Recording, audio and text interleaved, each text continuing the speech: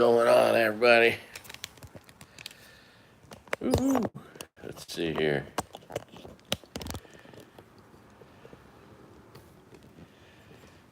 Oh.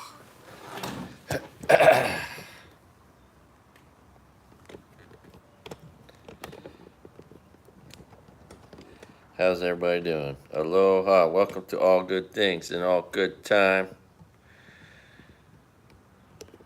This is the Talking Story Podcast. I am Craig Hamilton Bradley, Lady of Childless Cats. I love these idiots that think that they have more morality than others because they go to church, not because they do the right thing in life, right? True morality is doing the right thing because it's the right thing to do. Anyway, a lot to talk about. I got home a week ago Sunday from Aloha. I got home a week ago Sunday, and the next day I had 2 3-hour classes. I'm back in school full time. I'm the oldest guy in all my classes by far. More than double the age of pretty much everybody in my class, except for a few in all my classes. And it is terrifying. It's absolutely terrifying. I may have to withdraw from a class or two if I need to. I will. I have a couple things going for me. There's got to be a more comfortable way to do this. Let's see here.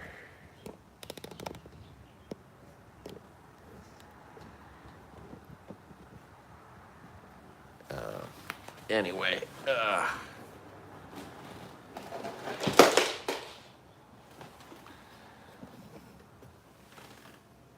how's that? Anyway, so I'm taking 4 college courses. I didn't realize it. It's Aloha. It's a dream come true. So, whereas in many cases, community colleges, at least the 2 that I know of back in California, they are feeder schools to a specific school. If you fit certain criteria, you're just guaranteed acceptance.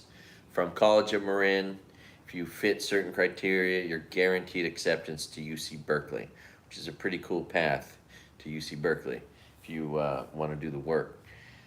Santa Rosa Junior College has a guaranteed path, where I went to school, to UC Davis. So I have several friends who went to Davis, one of my best buddies. But at this school, okay, check this out. They just took Maui Community College and turned it into Maui Community College UH Maui. So you're just already there. You can get into the school with no high school diploma, right? And you can just start. And if you're willing to work hard, you can work towards getting your Associate of Arts degree, 2-year degree. But when I went back to apply, they said, what kind of a degree do you want to work towards? I thought they were talking about 2-year degrees, but in creative media. But this is a 4-year bachelor's degree program, which is so exciting. So you can just be a high school dropout, go to Maui Community College, and then immediately you're there where you can just keep going into University of Hawaii, Maui, basically, campus, and get a 4-year degree in like 30 or 40 different things. It's a new program. They've only graduated 50 people with a degree in creative from the creative media arts department. And I'm very fortunate to have almost 70 units completed. I have a working GPA of 3.8 that I'm going to try to protect, and I'm hoping to be able to figure out how to get A's in my classes. But if it looks like I'm struggling, I'll take it up to the last day and then take a W, and then the beauty of that is it doesn't affect your GPA, and the next time you take the class, you've already been there for 2/3 of the class.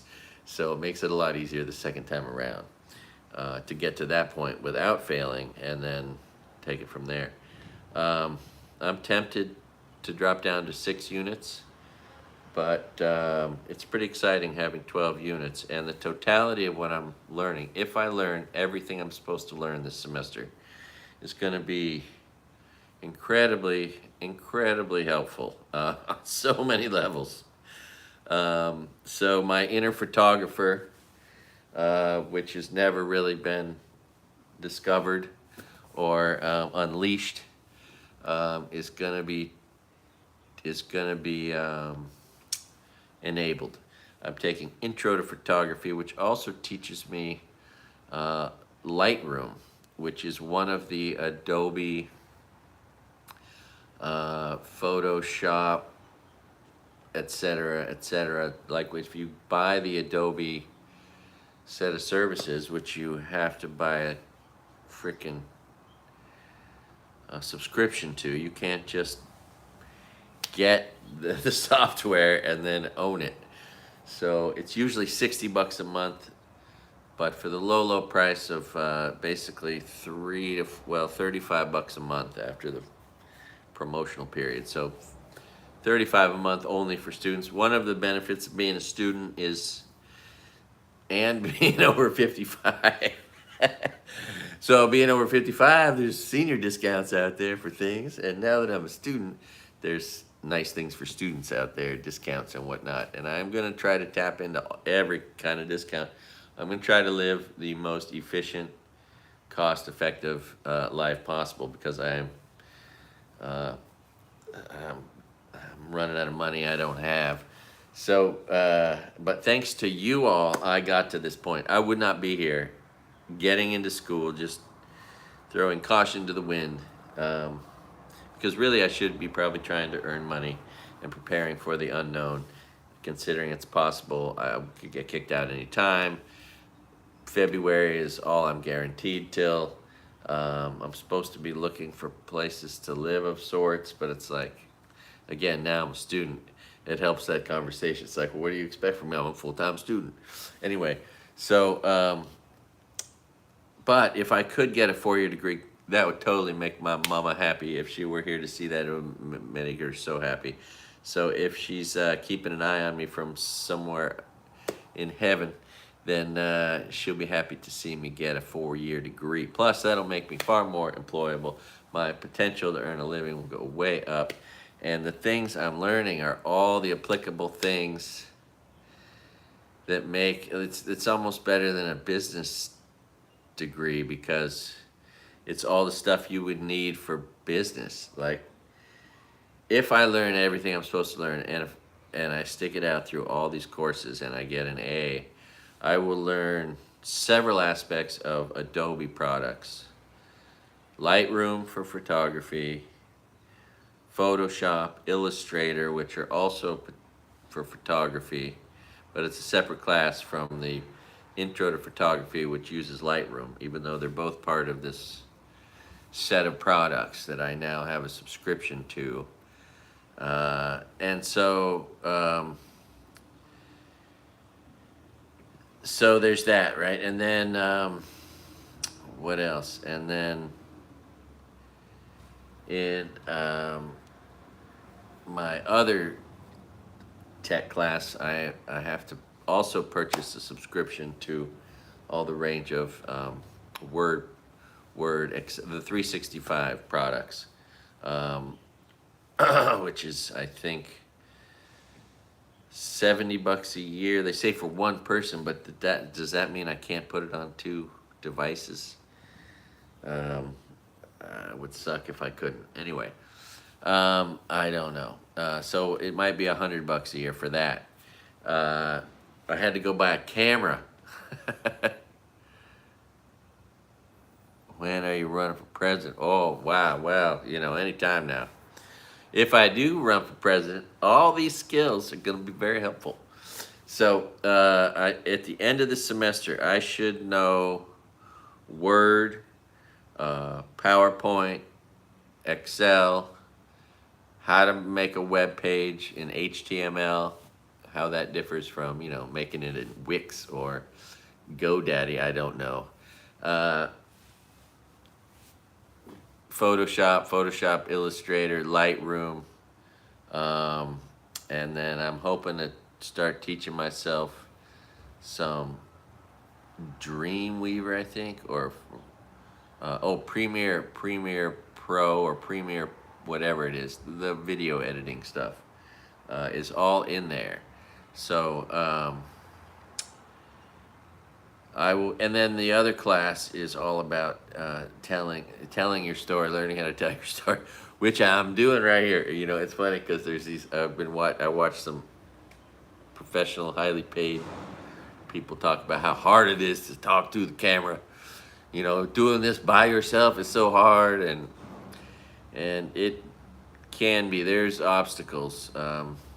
You find yourself when you're doing it like I do everything on my own time, and when it's comfortable, and so I just have been freaking not in the right place to make videos. First I was on a high, I got home from that trip, which there's lots to talk about on that trip, but I got home from driving across the United States. I went to my first class and it was like, oh, it's exciting. I'm gonna learn a lot of stuff. And this camera I got, the Canon Rebel T7, where I'm learning about aperture, shutter speed, ISO, all these things. But it does have a video capacity. So, and I suspect there are several YouTubers that are probably using a camera like this or this very camera in its video capacity. So I now have a video card that takes those standard cards, and so I can just start taking tons of photos and videos, putting them on these cards, and then sorting them out and dealing with them later, which is kind of liberating because I've been dealing with the limitations of my phone. Anyway, so I was in school the 26th. I've been in school. This is my second week of school. I got class today in Photoshop, Illustrator, where I am totally over my head, but I have to try to hang in there. I paid for my semester. I can't get a refund, I don't think, at this point. And for better or for worse, even if I take a W, even if I take a W, I might ask the teacher to let me keep staying in the class just to audit the rest of it, so that next semester I know, so much. It'll just make it a lot easier, right? But I really want to keep my GPA high because I want to be able to open doors into other universities. One in particular, should I want to go to other universities and study, I want to keep my GPA high. I'm super stoked. I've done so much low-level work that I don't think I have any prerequisite low-level stuff to do other than the low-level stuff in this field of all the Photoshop, Adobe products, which would be just incredible. I mean, just imagine whether you're a politician, a business owner, you're applying for a job. I mean, having a mastery of all of these things, and then the other things I'm going to be learning, all the Word tools, all the 365 tools. I don't know Excel. I've never used PowerPoint. I can write a paper in Word, but that's not saying much. So being forced to, and it's funny because one of my secrets now is YouTube, right? Not only can you fix your car with YouTube, but the thing that's giving me some confidence. I went through this range of emotions, like, holy shit, there's no way, to the point where I then was looking around going, hey, if all these other people can do it, these kids, they're adults, but I can do it too, telling myself that. none of these people are smarter than me, you know. But still, so anyway, thank you, because it's your support that has brought me to this point. And even if I can only afford one semester before I potentially become homeless, it's going to be a really well spent semester where I gain a lot of knowledge and I'm forced to learn all about basics of photography, which will educate and inform all of my future videos and photographs. So yeah, but it's gnarly. I got a Photoshop Illustrator class. I got a class that's just focused on teaching me how to make a web page, Excel, PowerPoint, and Word. And then I got a class about photography, which includes one of the aspects of the Photoshop, Adobe products, and Lightroom. And then this other interesting class. Check this out. So the first assignment in this class, which is telling your story, which thanks to you and unfortunately losing everything I own and a few friends, I started telling my story here on YouTube. And, you know, that's been positive. I've been able to sort of work out telling my story and how to do so and how to get the confidence to do so. And doing this has been really good. Like when I go on stage doing open mic stand-up comedy, or that one time recently, my most recent post was I was given 12 minutes. I could have stayed longer, but it had gone so well, and I could feel the guy coming up after me not enjoying me because I was doing well.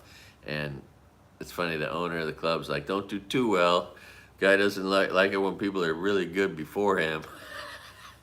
And I did pretty well. Everybody laughed a lot. So if that's the measure of success, it went well. And that's the only video, the short one that isn't copyrighted, that my buddy John took. That's just the bit of me on stage. That's the one. If you could share that or recommend it or comment or like it, that's the one I want the algorithms to send out there, you know. I'm just one person away from getting hired to do a corporate gig. I can do an hour and a half, whatever, at a corporate gig, you know, and get paid maybe to do comedy. That'd be fun. Anyway, I dare to dream. So, and then that's another thing. I'm gonna bounce around here. I don't have anything prepared. One of the possibilities by being a full-time student is starting a club on campus called the Comedy Club. A college club called the Comedy Club. So that's a dream I have, and then that could open up all kinds of doors, right? Like maybe we could get access to stages and audiences, and maybe I could inspire others and start creating some new talent that maybe someday if I own a comedy club or if I do shows, I could use those people, right? Seriously, we're in a place where there's a lot of funny people. Although the young people of today they're kind of subdued. They might need a little jostling, a little confidence, you know, shot in the arm. But I have faith and confidence that if I could get that a lot of miracles would happen, right? And that's something I can commit to. So here we go. Shoots, I missed that comment. Anyway, I can't barely see without my glasses. Oh, here they are. I could put them on in an emergency. So my other class, telling your story, is really interesting. The guy that teaches that class is the head of this whole creative media arts department. He helped create the whole thing. He's also the director of the Maui Film Board or organization or whatever. So potentially a really good guy to know. You know, he knows probably lots of people that I don't know in a particular environment that I don't know people. The entertainment industry and so on. He's made his own. He made a movie named Kuleana, which is we watched in our first class. It was good.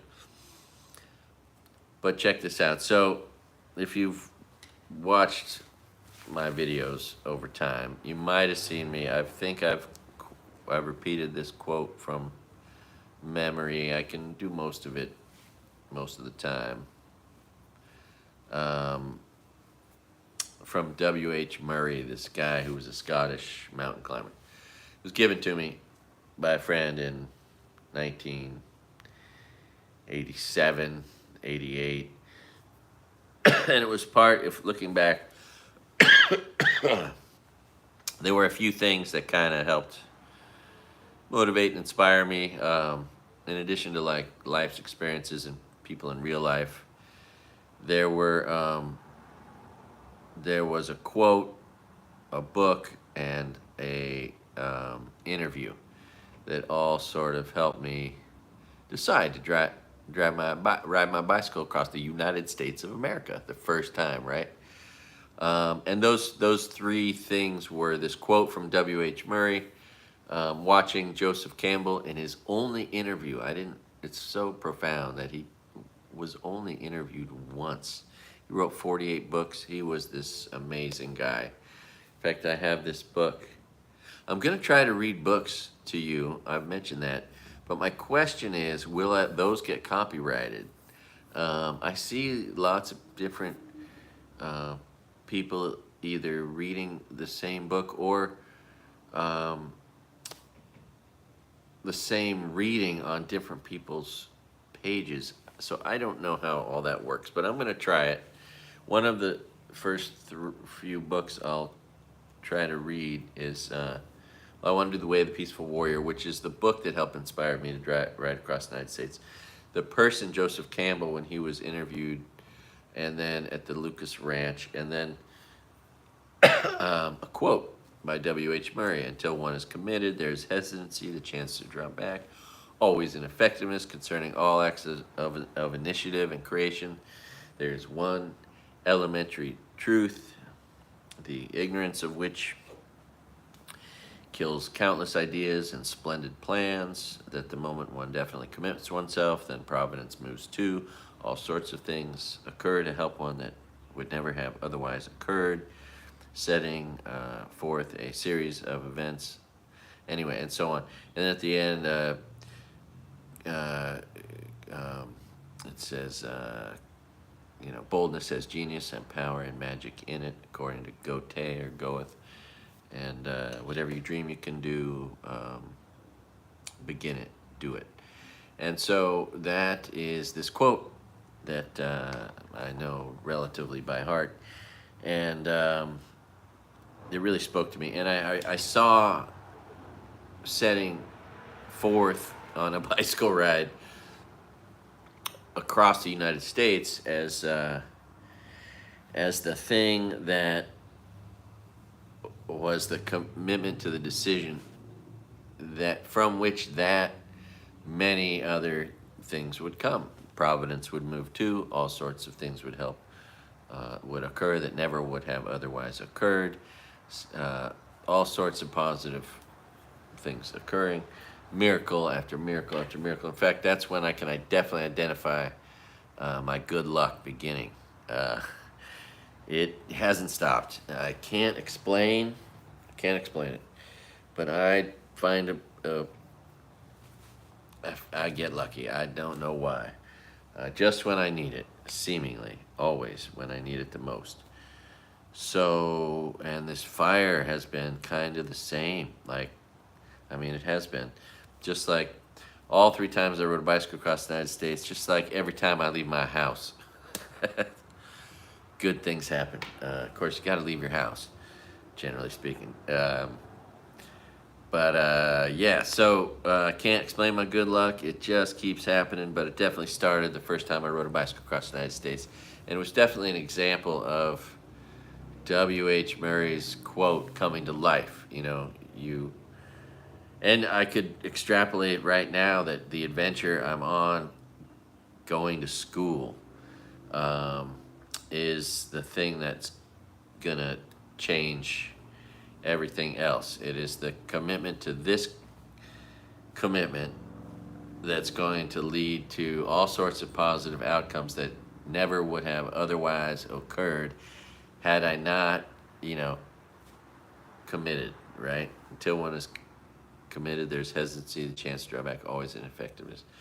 But once you do commit, then Providence moves too. So I'm expecting Providence to move too, because that's what happens when you commit to something. You open up the possibility of all sorts of other positive possibilities. So, but so the first assignment is to read this book, The War of Art, written in 2002, 15 years later after I was inspired by this quote.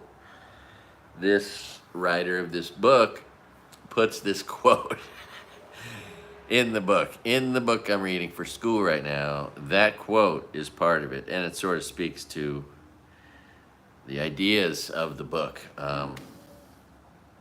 So it's kind of interesting. Here I am, and I can't find this book on Maui. It's not in the bookstore. So I found it for free on YouTube. Thank you, YouTube.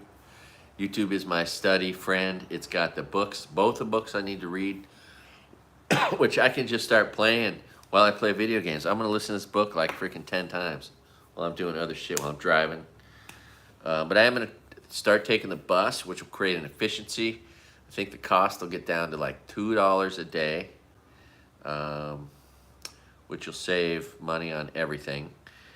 Gas, wear and tear, all that on the cars. And then it'll give me an hour on the bus to study. 2 extra hours a day of study time just in transport that would have been wasted. And the car I drive has no air conditioning. It's okay, but these public buses are ice cold, and if you run hot like I do, I have a pretty warm body temperature all the time. So, yeah, I could be in an air-conditioned ice box studying, listening to this book on my way to take a test on it or something. So I'm going to try to do that. I'm going to try to cook all my food in the student lounge area. It's so funny. I went into the student lounge area, and I'm the oldest guy in there by so much, that, like, I shouldn't feel out of place, but I do a little bit. So, but I'm going to get over that. There's a gym there. I also have my gym membership, $10 a month at Planet Fitness, is on the other side. So that is also available, and I need to start going there. And there's a public pool over there. Sakamoto Pool is right nearby. I'm going to do a public pool review. Go swim a lap at the Sakamoto Pool. It's free. Unlike all the pools on the mainland, all the pools here are free. So swim a lap. You know what I'm saying? But I have access to that pool. So going back and forth to the other side is positive in many ways, because it's enabling me to get up. I'm going to make an appointment, go see a doctor for the first time in decades. So I hope I'm not going to die. I always worry about that, because you just never know how long you have. But I hope to live a really, really long life, which is why it'll be great to have a 4-year college education finally. I'll be getting my 4-year degree just a few years before I hit Social Security age. But shit, my grandma took a frickin' French class at College of Marin when she was 96 years old. So, there's that. It's never too late. So, yeah, this telling your story class is really interesting. This first book is really interesting. All the podcasters, the famous podcasters have interviewed the author of this book, and he's been given all these accolades for this book about, you know, what we're talking about. Aloha, aloha, nice to see you. So, yeah, I got to go to school today. I got my Photoshop class today, which is terrifying. But the cool thing is they've got all these brand new facilities. They just built all brand new classrooms, new tech for this new degree that is highly applicable in the real world, but also ultimately it's highly applicable to my channel. What if I had the talent, ability, and the knowledge to edit pictures and videos and, you know, all that shit, make a web page, write a screenplay, which is all part of this. This first class is inspiring because it's all about inspiring you and removing your hesitancies, your tendency to procrastinate, trying to make you a... Then the second book is called The Storytelling Animal. Interesting, right? But appropriate perhaps for me to be taking a class about storytelling, since that's what I've been working on right here with you. You, me, at All Good Things and All Good Time are working out our storytelling ability. Speaking of that, I just drove across the United States and back for the 8th and 9th time in my life. The 4th time since the fire.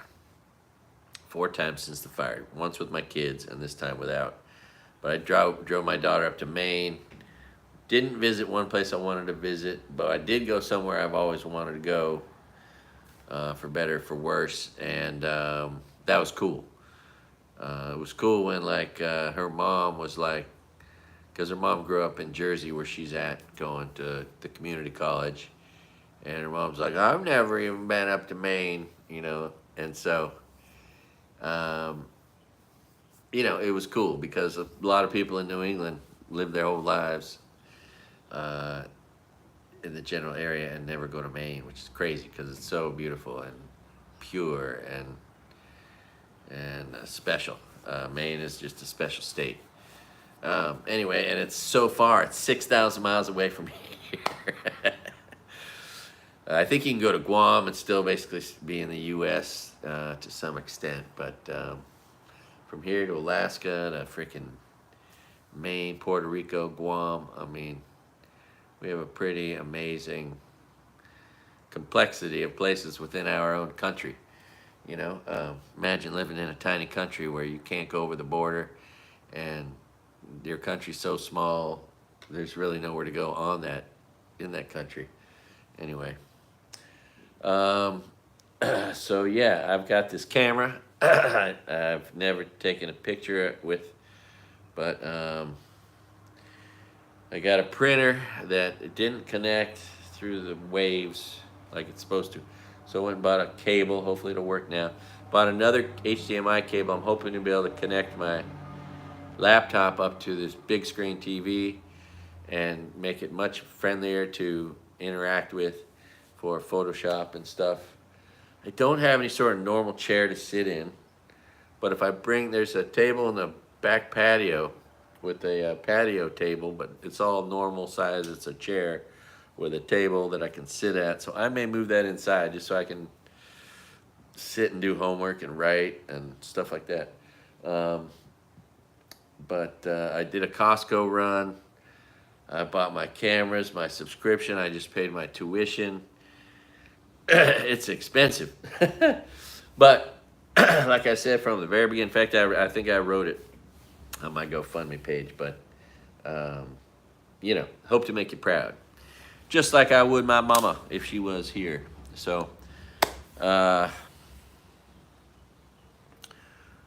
what else? Yeah, man, school is, yeah, so school is scary. Yeah,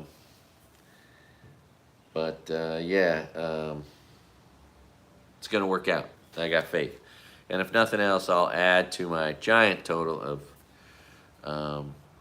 units completed. The funny thing is I have 70 transferable units off towards this degree. But I have another 50 units that aren't transferable. You know, the class I took in, the short course I took in history of Vietnam, the short course I took in wine tasting, the 3 sports I played, 6 years of collegiate tennis, water polo, competitive swimming, none of that is transferable for these purposes. The time I was writing for the school newspaper, covering sports, the time I was at student government, all the units you get in student government, I was the vice president, Associated Students at Santa Rosa Junior College. I won with 73% of the vote, I should have you know. And I realized I can persuade a group in that process, which was fun. And so I've spent a lot of time at school. But I have this body of work that is all transferable, that is almost 70 units, and I'm going to add 12 to that, and I should be close to 90 units. Wait, 70, 80, I should have about 80 units towards the 120 I think I would need to get my bachelor's degree. So starting to see it within range of, 3 semesters at 12 units. After that, that's 36 units. That's pretty much the body of work I need to do after this. It's just, anyway, so that's all exciting. Of course, I have a lot of self-doubt because it's scary. All these classes are labor intensive, and they're in uncomfortable worlds. I don't really like spending a lot of time looking at a screen, unless it's a big one. So I got to work against my dislike for spending time on screens and embrace it all. But if I don't work, which I need to, that's my next phase, is figuring out ways to earn money.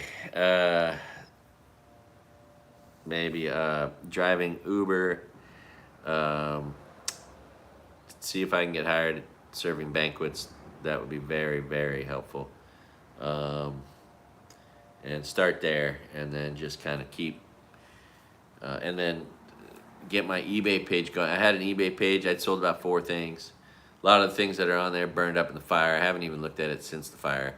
So I need to go back to it and delete all the things that burned up in the fire and rework it, and then maybe try to promote it, try to sell whatever it is I'm selling on there. Predominantly, they're baseball cards or basketball or football cards that I've gotten graded. I've got about 70 graded ones by the wrong company. Anyway, and I need to get a few more graded, pick out some of the best ones and get those graded and start selling those and make that a side business. I need to try to start creating art. I need to reproduce my aunt's painting and try to sell the reproductions of that, the giclées. That would be cool to see if I could do that, see if there's a market for that. I can do 10 of them for $60 a pop, $600, and then see if, how that goes, sell those on eBay. Nice thing about eBay is it creates all the mechanisms that make it easy to sell anything.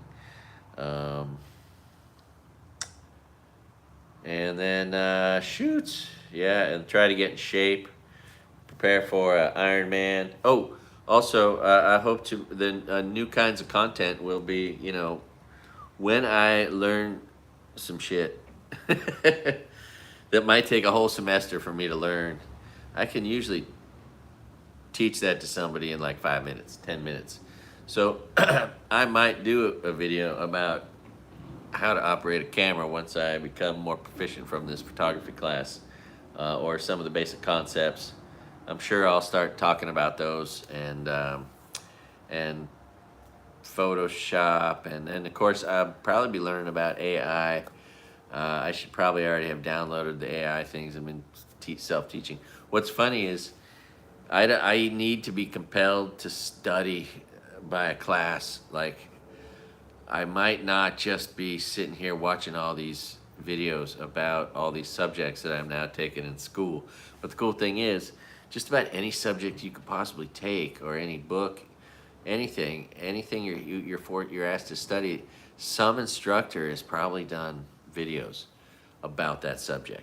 So you can kind of watch something similar to the class lecture you had at home on YouTube over and over and over. And if your brain is thick like mine and you're working with just a few marbles that you just found on the floor, but you know there's some more somewhere, watching your class lecture 10 times isn't going to hurt you.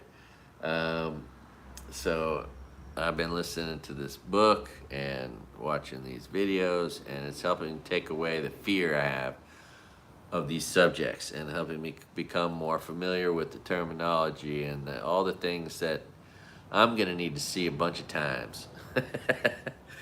Probably more than my next fellow student. But I know myself, and I know what it takes. And so we'll see. We'll see. I'm not gonna promise myself anything other than I'm gonna give it the old college try. And hopefully the old college try is good enough, and it could all be just totally game-changing and life-changing.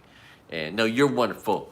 Can't wait to see you. It's going to be cool. I'm going to be highly distracted by school. It is like totally consuming. I mean, like literally after my first week in school, I was just like, holy shit. I spent several days just in shock. Like, what am I gonna do?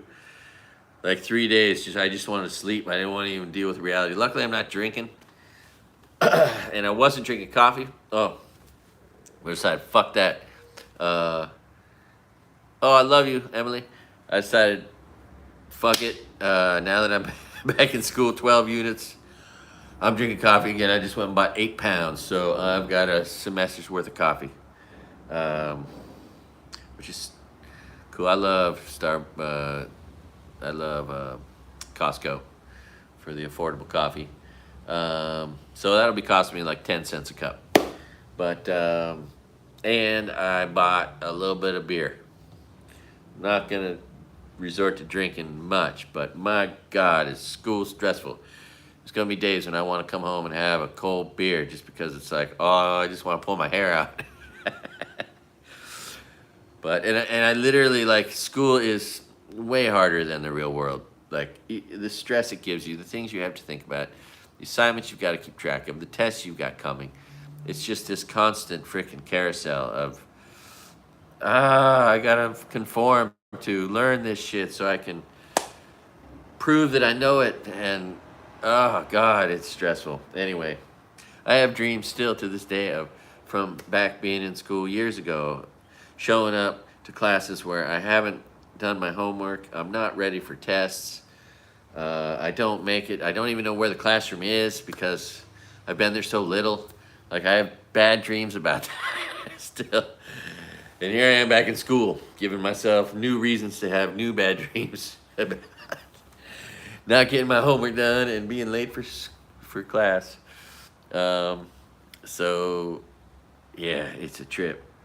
It's also a trip now. I mean, I took 18 units, which is why I have this. It's weird. I have this body of work on my page, my computer page at school. It says I have, almost 70 units completed. But then it says my GPA of 3.8, which is from the 18 units I completed when I was 40. I wasn't necessarily the oldest person in the class when I was 40. But now that I'm 55, I'm the oldest person in all my classes. So, and I could see this look on these 18-year-olds' faces, like they don't want to be near me. They don't want to be in my group. They're afraid of me, or they don't know what to make of me. But it's okay. They'll warm up to me. They'll learn to like me. I'll grow on them. But I definitely want to make sure I don't smell bad, right? I don't want to be the old man that has a funky old man smell. So I brush and floss and hit mouthwash and take a shower and make sure I just hit deodorant right before I get in the car and sweat all the way there. in my car with no air conditioning. Another good reason the bus will be nice. So that is the long and the short of the story of my life. The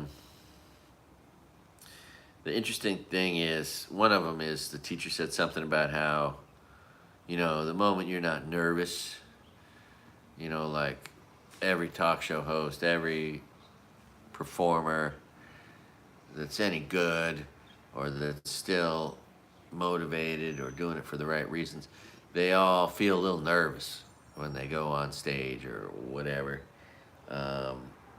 And if you're not nervous, then you've lost your passion. Well, for me, it hasn't been exactly like that. I see it a little bit differently, at least for me, wanting to do stand-up comedy. I have to have like a thick skin where I'm not nervous at all, where I just don't give a shit about anything or anybody.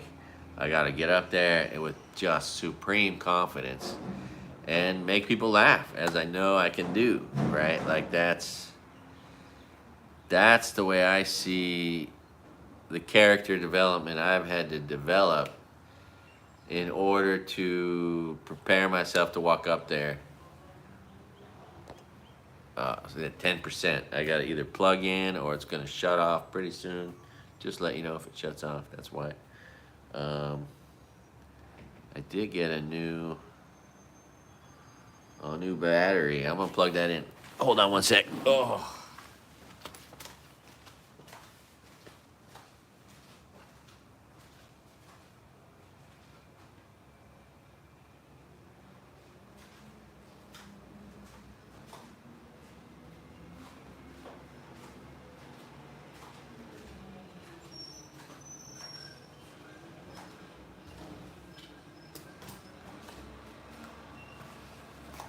All right, I got this. I got one of my cars needs a new battery. Both of my cars need freaking registration, safety. In Hawaii, we have to get a safety sticker.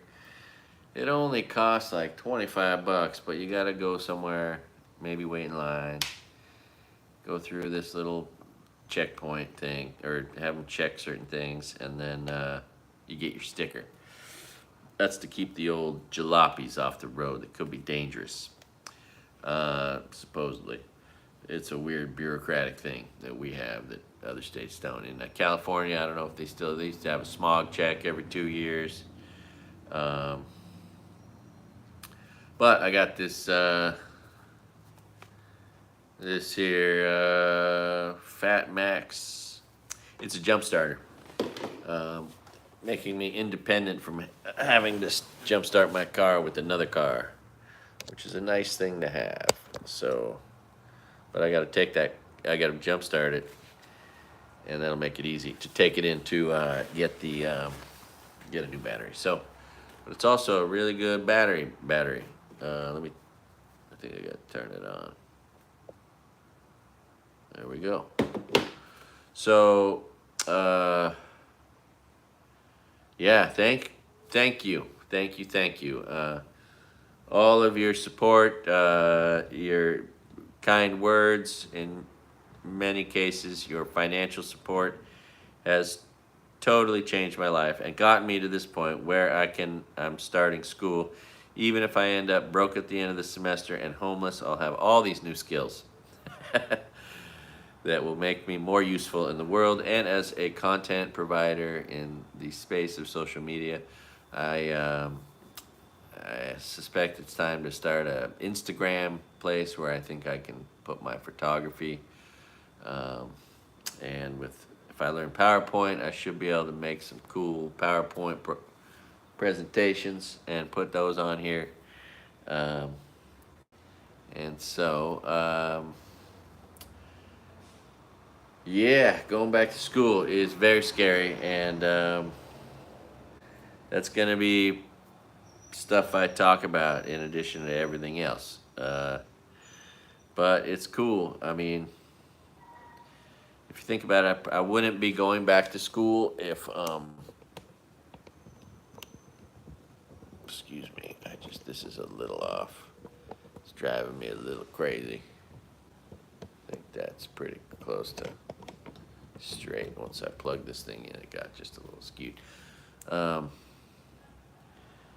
Anyway, so meanwhile, the world is an interesting place, as you're all aware.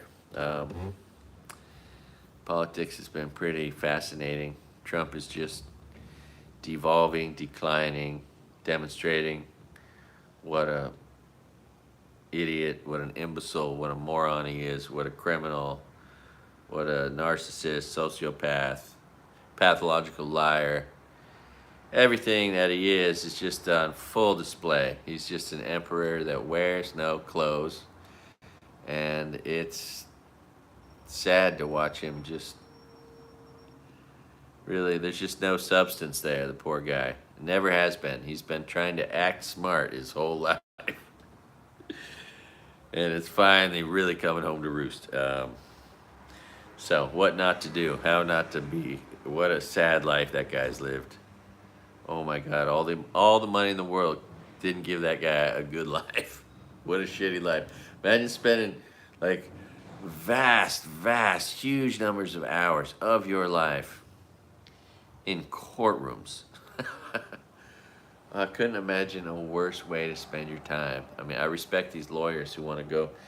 It's so weird. There's certain like environments that are just so drab and sad and lonely and boring and never fun or humorous, you know, like all churches, all religious places of religious worship, they're always the saddest fucking place. Courtrooms, same thing, man. They have the same dead energy of nobody's having any fun in this place.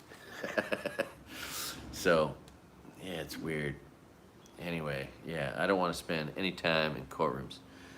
And then there's Kamala Harris. She is, apparently it's really hard for people to say Kamala. If your IQ is below a certain threshold, you can't say Kamala. It's so funny. Imagine being that stupid, not being able to say the name Kamala. That's how you say Kamala. You hear that? Oh my God, even a 12-year-old like me can say it. Holy shit. So that's funny. All the racist attacks. The attacks on her intelligence.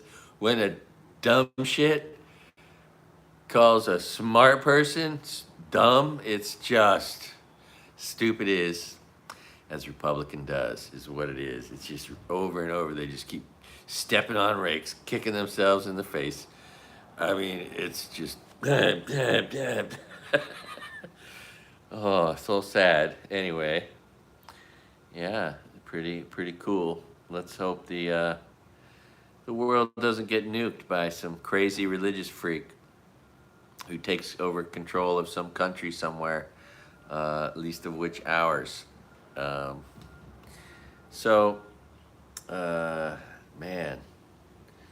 what else? All the things in the news. Somewhere here, I did write some thoughts with regard to possibly talking to you about them.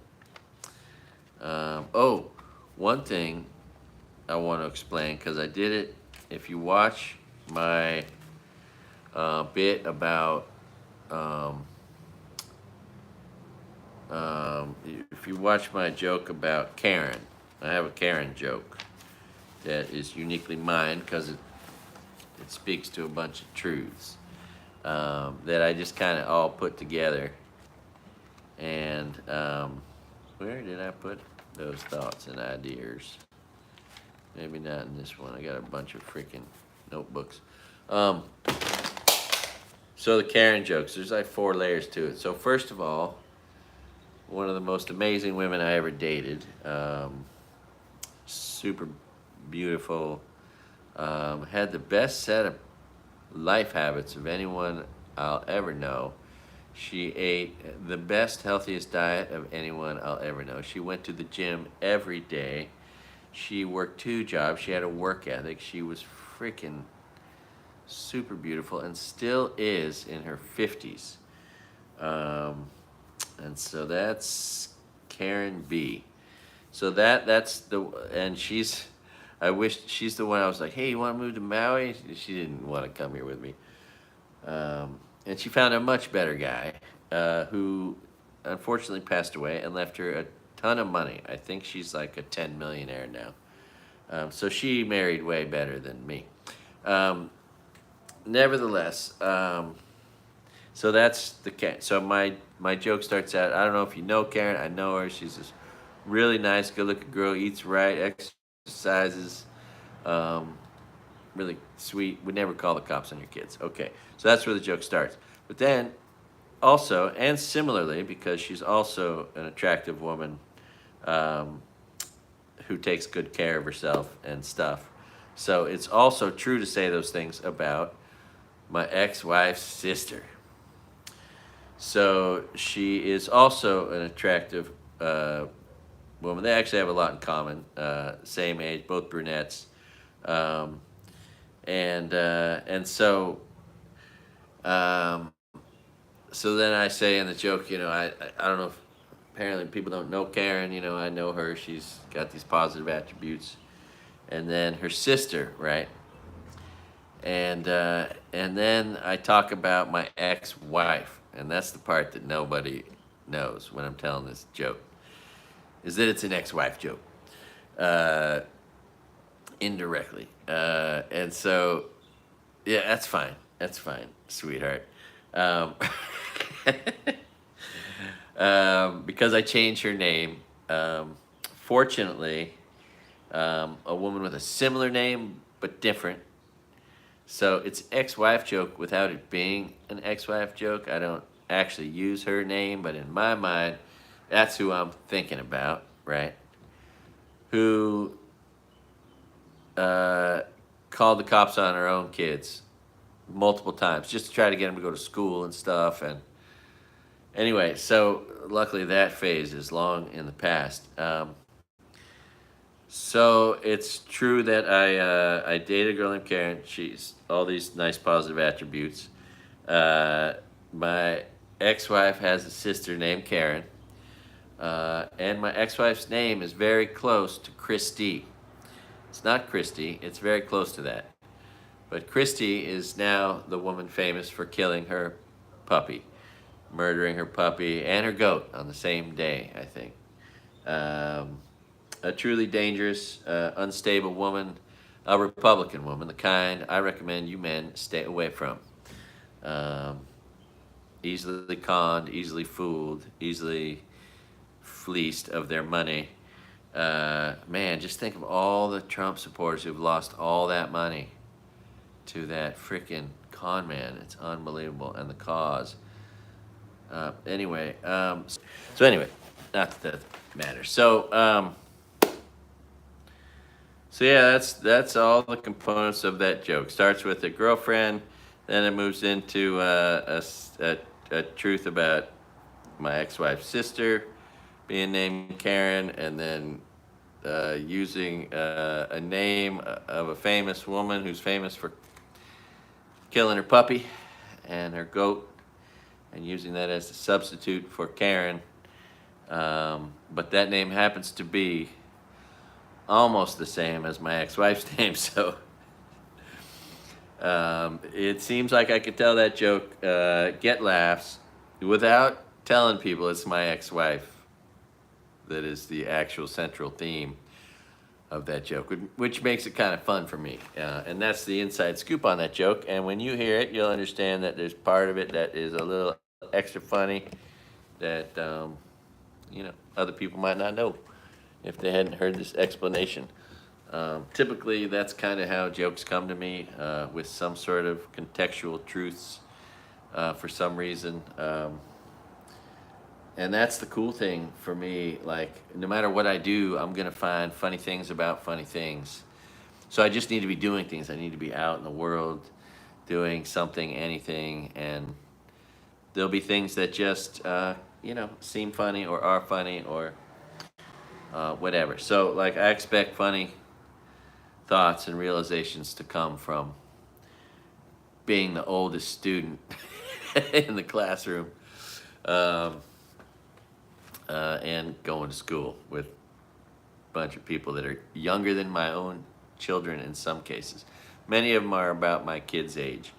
So it's interesting. Oh, anyway, I need to get my routines established for school. It's funny and it's true, you know, you ask a busy person to help you, they'll probably, there's somebody who gets things done. And one of the nice things about going to school is you become somebody who has to be somebody who's getting things done, who's doing things, who's got a lot of moving parts in their life, has different routines every day, and it sort of forces you to become a productive person. Whereas, you know, if you're, whether you're working full time, the rest of the time you're just tired and immobilized, or you're not working and you just tend to not get out much or whatever, and you kind of your wheels slow down because you just have less to do, so you do less. Sometimes it's hard for people to get self-motivated, get motivated to do things on their own. When you're in school, you're just forced. You have no choice. You're just forced into uncomfortable situations, constantly having to learn new things. And it makes you into somebody who has to become get it done oriented, and somebody who has to schedule their time. And it becomes easier to get everything else done. So that's one of the cool side effects that I look forward to seeing happen. I'm already seeing it happen. In addition to just going over to the other side where all business can be taken care of and all businesses exist that don't exist on this side of the island. So, anyway, it's a gorgeous day out there. I should be out there in that pool or in that ocean. But I've done most of the little things I need to do. I still got to download Office 365 and start processing that, but I've got all the basic first shit done, and I'm finding these great resources on YouTube of people who are teaching the same stuff I'm learning about, so I can use that as a resource, as a backup. Hopefully I'll get an AdSense account and get that done and start figuring out how to monetize my YouTube channel. I should have done that a year ago if I'd just been smart enough. It's funny, haven't found people who are like knowledgeable of YouTube, or it's weird. Like, it's this all this tech stuff going in all directions, but so far it's like, no, I don't.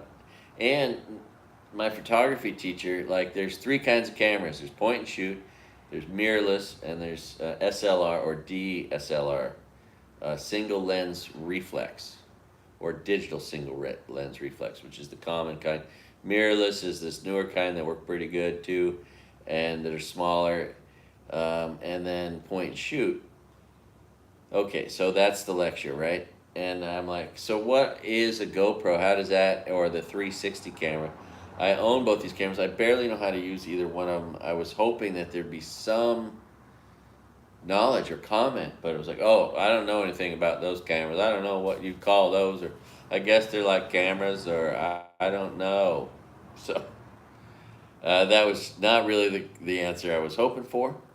But in addition to learning traditional manual photography on a digital single lens reflex camera, I've got these three other devices I need to start teaching myself, and I was thinking maybe I'll try to use one for one day and then the next one on another day, and start rotating them and start using them on different days, or using them the same time as I'm taking out the single lens reflex, the digital single lens reflex, the Canon T7, the Rebel. I'll take out those other ones and try to learn them, not knowing where they fit in that little scenario, which it feels like they should fit in some category. And then there's the drone I've never taken out of the perk box that I need to learn also. Got all this freaking technology. I gotta learn it all and turn it into making better videos of cooler shit. But there are some videos I'm gonna try. Like I mentioned, I'm gonna try reading books. That's gonna be a new kind of video. I don't know if those will get copyrighted. I imagine probably will. That'll probably um, dissuade me from wanting to make more of them if that happens with the first one. I mean, it is copyrighted material, so I assume it would be, but I don't know how all this stuff works. And then I need to do underwater photography.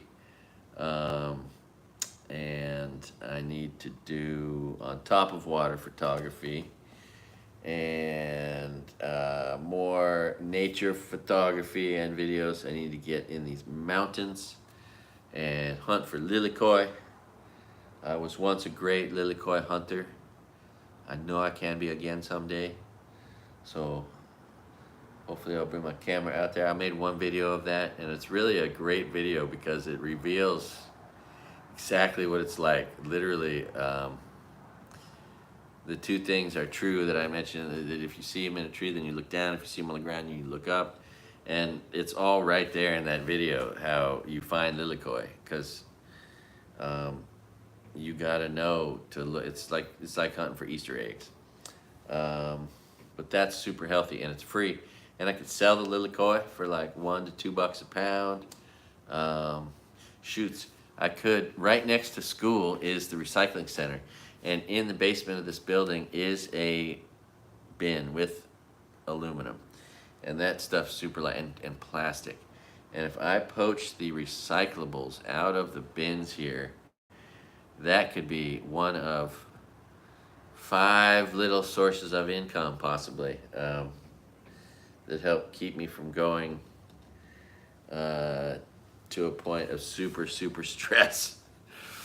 That's just my biggest fear, is getting down to that last dollar and not having done the right things in anticipation of that.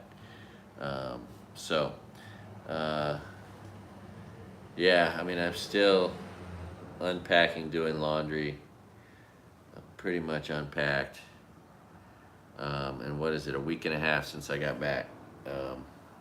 But I immediately got back, went to school the next day, and was like, oh, this is a cool class. This is a cool class. Whoa, man, this is going to be great.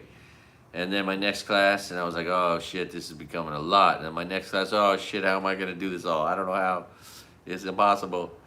So I've gone through all the range of emotions, from being super stoked. I almost did a video. I was on such an energy high after my first day of classes. And then after my second, third day, I was like, oh, so stressed. And anyway, that's been the series of emotions I've gone through since going back to school. But then yesterday I realized I still hadn't paid, and it gave deadlines like 10 days ago. And I was like, what? So I paid. Apparently you can pay late, no big deal. But goddamn, it's expensive. With all these subscriptions, with the brand new $500 camera I had to go buy at Walmart. I am woefully intimidated by this process. Anyway, but shit, man, if I could get my bachelor's degree, that would feel great. When you live in Hawaii, it's funny. On the mainland, in many cases, people often see a 4-year degree as barely worth anything. You know, not worth much, not worth the paper it's printed on, whatever. In Hawaii, if you have a 4-year degree, it makes you look pretty good in the employment process, in the pool of potential employables and employees. When you have a bachelor's degree, that speaks volumes, and it allows you basically to apply for any job, including a management job, without seeming out of place. But also, man, no matter what kind of work I get into moving forward, which maybe it'll be just having the skills to help highlight and show the things in the world that are beautiful that I want to show you. My grandpa's home movies, my comedy, other people's comedy, all the things that are beautiful that are in front of me, which are often things that are beautiful that are in front of me. And so I just see this whole process of learning these new sets of skills, which, like I said, are going to be hard for me to get into this thick skull. Thank God for the YouTube instructional videos. But I should be able to, accomplish so much more in this world where if you can do all these things, it can be very helpful. And also you could just be a much more employable person, right? I can't tell you how often I've seen, are you proficient with Excel, PowerPoint, Word, on, and then the other things too. So, whoo, I am excited and terrified, but fascinated at the same time. And I got to get back to cooking videos. I'm gonna be doing cooking healthy food on a tight budget, really affordable meals. I'm gonna be bringing my meals to school. Oh, at school there's a microwave ovens, so I can make my own coffee, bring my own coffee to school, make my own super healthy wraps, freeze them here, zap them at school, eat super healthy food at school that cost me $1, coffee that cost me a nickel, and take the bus, try to avoid driving, and keep my costs super low. It's just those damn fixed costs that you can't avoid that just bug the shit out of me. And I got a couple more to go. I got to register 2 cars, get those safeties, get some new spark plugs for one of them, get a new battery for the other, get a new hood ornament, and fix a visor so that I can drive Uber, and get a new air filter. Anyway, life is so good. It is a good day to be alive here at All Good Things in All Good Time. Attitude is the only thing you have control over, right? So have a good one. I was thinking, how did I deduce it? I deduced it so simply, but the meaning of something about the meaning of life and how it relates to, how you choose a good attitude, and how a good attitude is basically the meaning of life, right? The closest thing you can do to discovering the meaning of life is having a good moment to be alive, right? If you're having a good moment to be alive, it is arguable that you're experiencing the meaning of life, right? The meaning of life is a collection of all the moments of your life that are good moments to be alive. And if all your moments are good, or most of them, or some of them, when they are, that is when you are living in having found the meaning of life. And the way to have a good moment is to have a good attitude, and to realize how lucky we are to be alive and have the things that we have, whatever those things are, and be in a state of appreciation, have a good attitude. And in doing so, basically having a good attitude is finding the meaning of life, or the closest thing you can come to it. And it's pretty simple and easy. Everyone has access to having a positive outlook in life, a good attitude, having faith in the unknown, having faith that good things are coming. Of course, some people are in tough situations where it's very hard to see these things, where they don't have the freedom of their lives, the dominion of their lives. If you're being oppressed, or if you're in a jail cell, it could be hard for a crime you didn't commit. It could be hard to have a good attitude, although it's still possible. I'm just gonna try to keep on having a good day to be alive moment. And hope that I live till I'm 110, and plan on living till I'm 110, because I better. How else am I going to use a degree I get when I'm 60 years old? I better live long to use it. So shoots.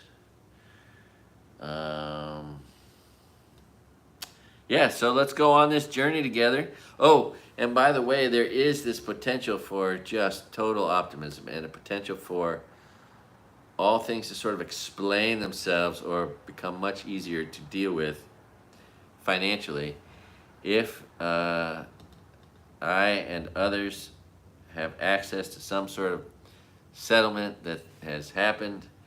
Word on the street is that middle of next year maybe we'll get some help from that settlement. I don't know. I don't know if I'm gonna get help from it. I don't know if it's gonna be $2,000 or $20,000 or $200,000 or what. But if I can survive until then, and then that comes, I'll be able to just stay in school, see it out to the end, enjoy the hell out of these things. Oh, and then all my other little goals that I've thought about, whether it's wanting to write a book, a history book, a screenplay, a play,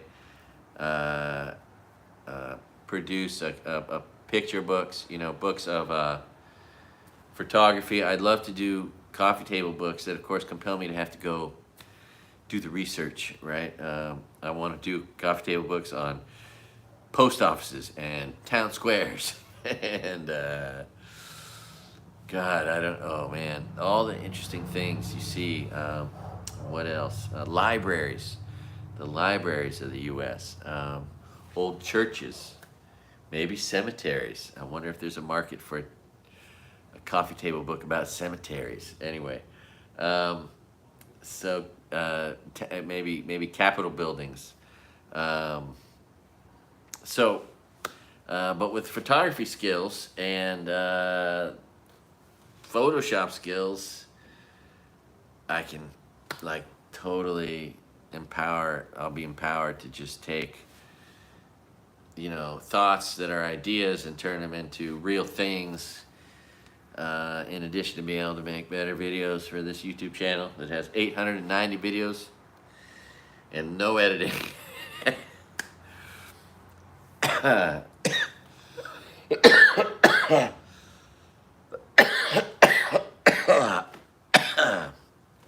Don't mind me. All right. So, of course, it's a gorgeous day. That picture at the beginning of this thing is the day that is right here in front of me that I'm looking at, that I should be out in. But I haven't been doing these. And these are interesting. When you do these videos, when I do these videos, they interact with my thought process, my life. They help me on stage. They help me work out comedy ideas. It's fun to explain some of them to you. I forgot to do the other ex-wife joke in that last one, which was when I read my ex-wife's text to you. There's a joke in there, that she tells me that the only thing that's funny, in case y'all didn't know there's only one thing that's really funny, and that is that I think I'm funny, but I'm really not. Anyway, revisiting that text will be fun on stage. I should have done it there in Santa Rosa. It would have been appropriate to do right after that other joke that is, and then there's another joke I could have done but I didn't do that I mentioned once, so it's out there already, which I like to do my jokes. I don't care how good they are. I just want to get them up and published because that way I feel like I have ownership to them. No one could say that's my joke. Anyway, explaining the scenario, because it's going to happen, right? Like, there's going to be directors, there's going to be film people that are going to make movies about the worst day in American history, when a bunch of low-life, derelict traitors, treasonous, seditious, just fucking horrible people, un-American Confederate traitors, tried to overthrow the United States of America when they went into the United States Capitol. And one of the funniest, most disgusting, deplorable things that these Nazi Republican lowlifes did was shit in their own hands and smear that shit on the walls of the Capitol. Right. Okay. So that's just a fact. We know that these low-life, degenerate, derelict Republican traitors smeared their shit on our country's most hallowed place, which is just a beautiful building. Now, so there's gonna be a director someday who's like, okay, so how are we gonna depict? How are we gonna depict that? I mean, imagine standing there, and next to you, that person's next thought is, oh, I know what I should do. Reach down and shit in my own hand and write my name on the wall, you know? And so anyway, and in that joke, I say, what if it's like that blonde woman in her miniskirt and she just pulled her panties over, shat in her hand, and then it writes Christy on the, you know, so more of a continuation on the Christy theme, which is, again, without saying it in the joke, it's about the governor of South Dakota who murdered her puppy. A good example of a scary Republican woman that you don't want to marry. That could be you someday, that puppy. But also, Christy's name is very similar to my ex-wife's. So it's this stream of jokes that use Christy as a substitute for Karen, Christy as the name of the woman who smears her shit on the wall, and so on. So, and then of course telling the story about how my ex-wife, without saying her name again, thinks that the only thing that's funny is that I'm not funny. My own brother said the same thing. You're not funny, Craig. It was fun having my two good old buddies that were both part of a championship California freaking junior college soccer program back in their day.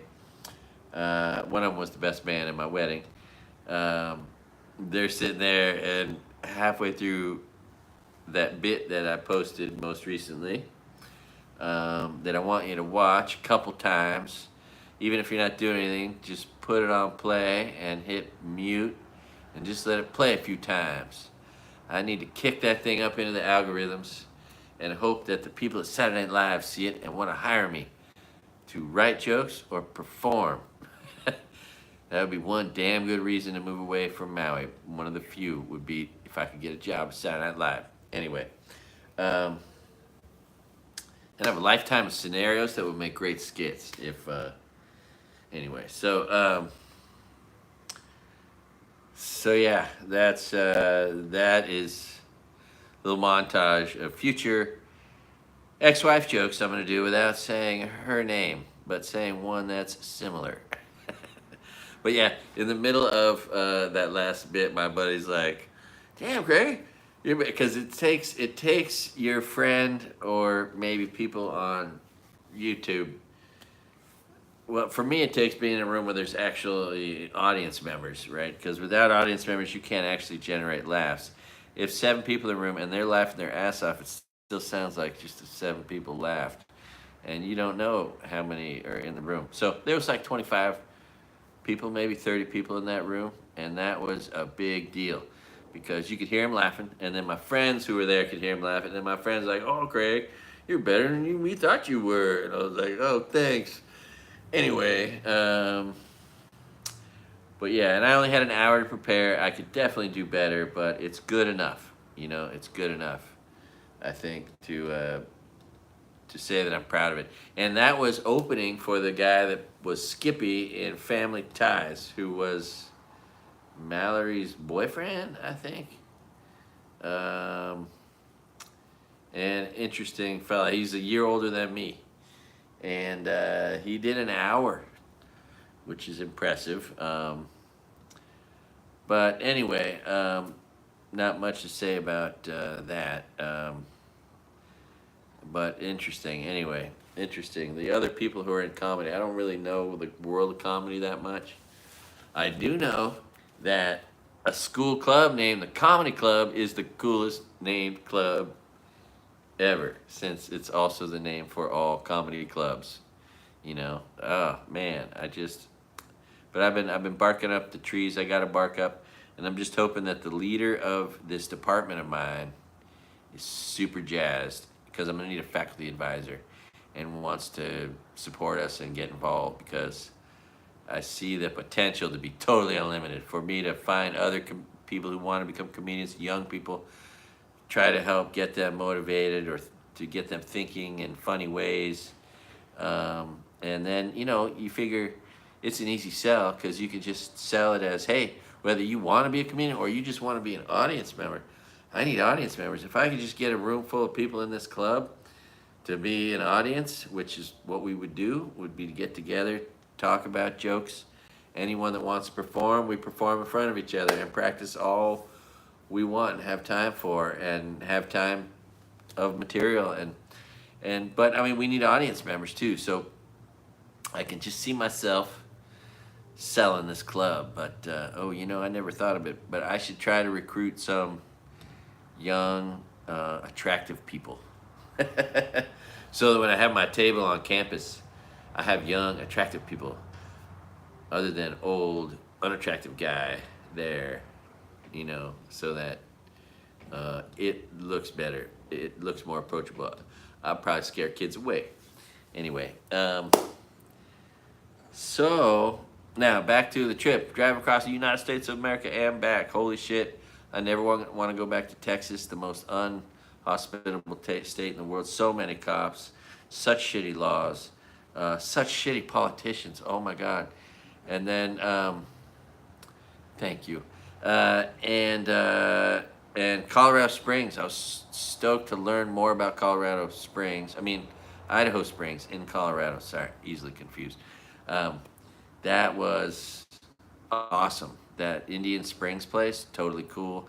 That waterfall, the walk under the 70, which is fascinating. And fascinating that right under it, you can't really hear it. But anyway, great little town. There's so much. There's 100 places I want to get to know better in Colorado. Unlike, a few states. And I avoided all tolls. I paid no tolls all the way to Maine and back. That was its own accomplishment. Took us 3 hours longer to get to Maine. You're going to your next class now. Oh, I'm so proud of you, Em. Good job. I love you so much.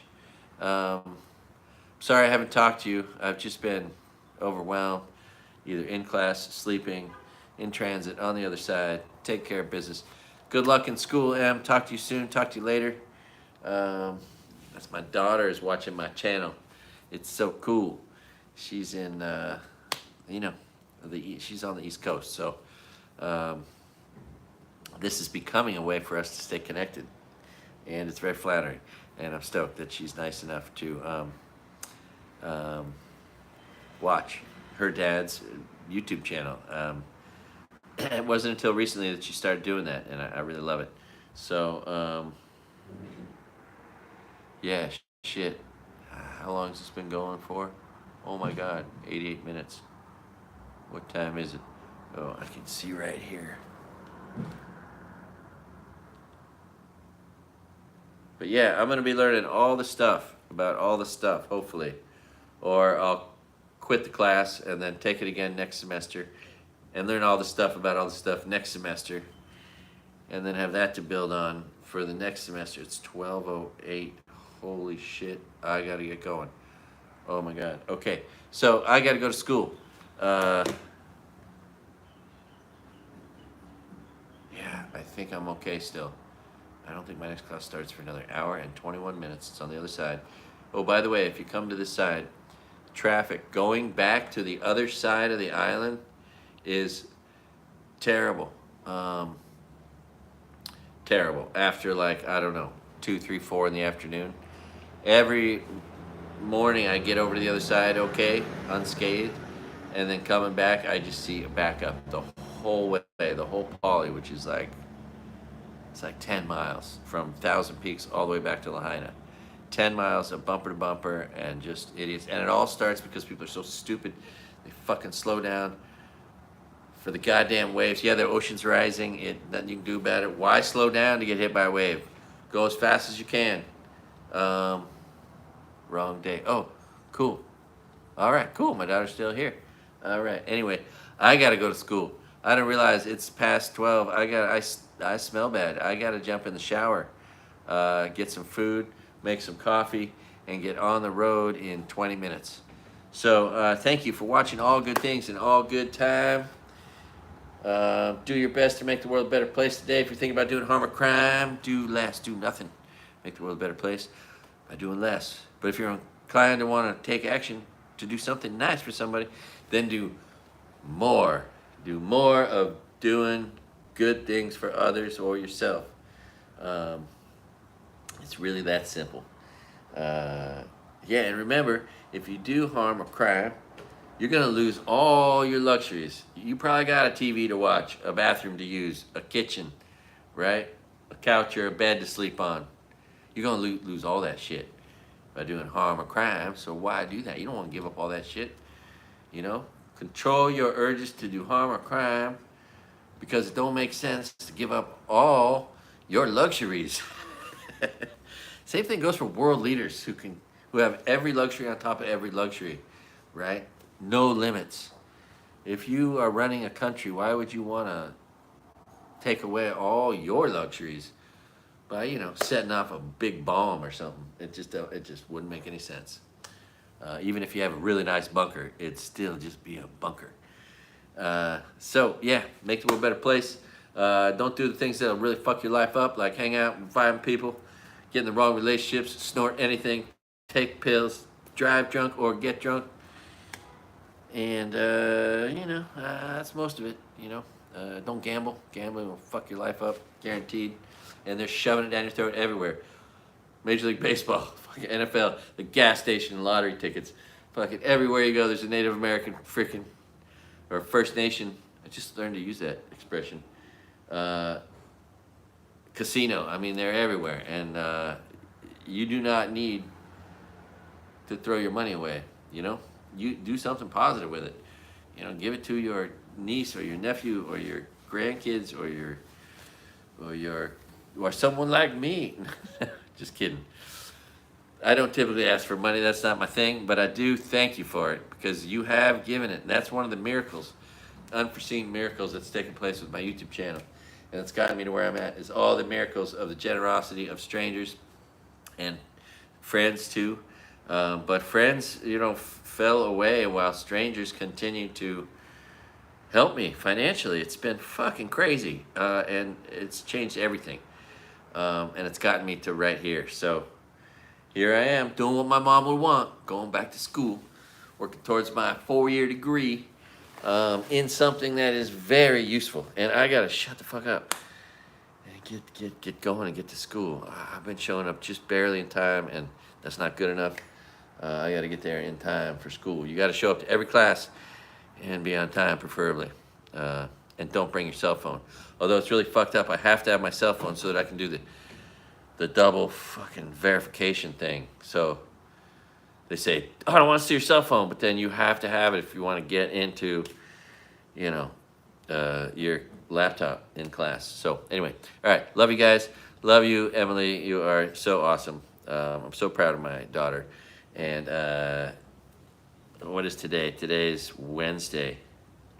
You got weight training today, right? I think. So I hope you have a good weight training class. And it's so cool that I drove all the way to see my daughter because now I can imagine where she lives and be sympathetic and empathetic to her whole life. You know what I mean? Which is cool. I'm glad I made that sacrifice. But I wish I had all that money still. I didn't spend too much. I only bought 2 hotel rooms. That was when I was with her. And I drove a car that got good gas and, you know, but still expensive. So, love you guys. Have a great day. Aloha.